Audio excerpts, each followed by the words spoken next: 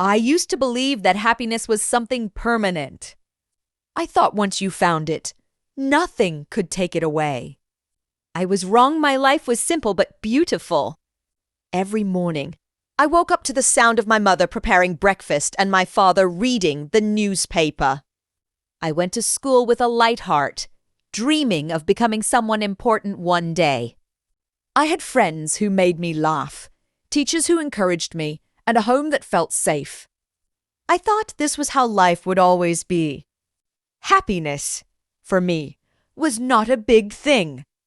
It was the small moments, walking home under the warm sun, sharing jokes with my friends, and hearing my parents talk about the future with hope in their voices. I never imagined that all of this could disappear in a single moment one afternoon. Everything changed. I remember that day very clearly. The sky was cloudy, and the wind felt colder than usual. When I arrived home from school, the house was unusually quiet. Normally, my mother would ask me about my day, and my father would smile at me from his chair. But that day, no one spoke. My mother was sitting on the sofa, holding her phone with shaking hands. Her eyes were red from crying. My father stood near the window, staring outside as if the world had suddenly become meaningless. I asked, "What happened?" No one answered at first. Then my mother whispered, "Your uncle has passed away." At that moment, I felt something break inside me. My uncle was not just a relative. He was like a second father to me. He was the one who taught me how to ride a bicycle, how to believe in myself, and how to never give up when things became difficult. He was always smiling, always full of life. And now he was gone that night. Our house felt empty. The walls that once echoed with laughter were silent. I could not sleep.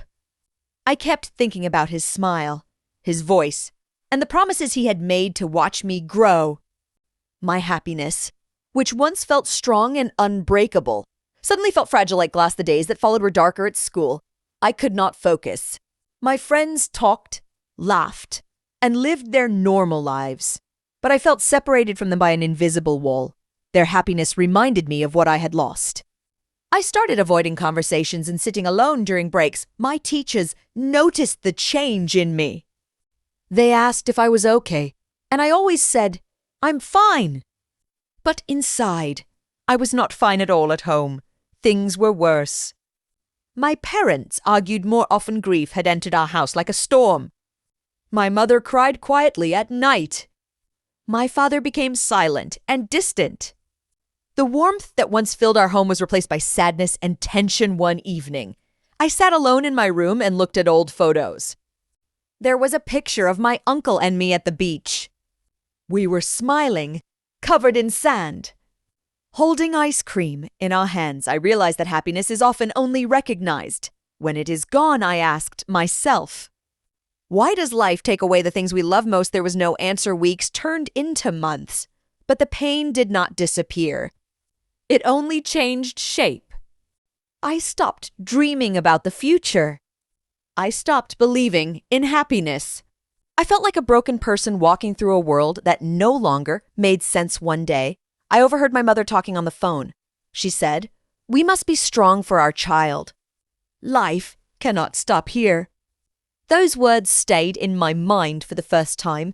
I understood that happiness is not something we own forever. It is something we must rebuild when it is destroyed. Slowly, I tried to return to life. I started talking to my friends again. I focused on my studies. I helped my parents at home. But even when I smiled, a part of me felt empty. Then something unexpected happened. One afternoon, while cleaning my room, I found a letter my uncle had written to me before he died. I had never seen it before. My hands trembled as I opened it. The letter said, "My dear child, if you are reading this, it means I am no longer with you. Do not be sad for too long. Life is too short to live in darkness. Be brave. Chase your dreams. And remember, happiness is not about avoiding pain. It is about rising after pain." I cried while reading those words. But for the first time since his death, my tears were not only from sadness. They were also from understanding. My uncle was gone, but his words were still alive inside me from that day. I tried to change my way of thinking.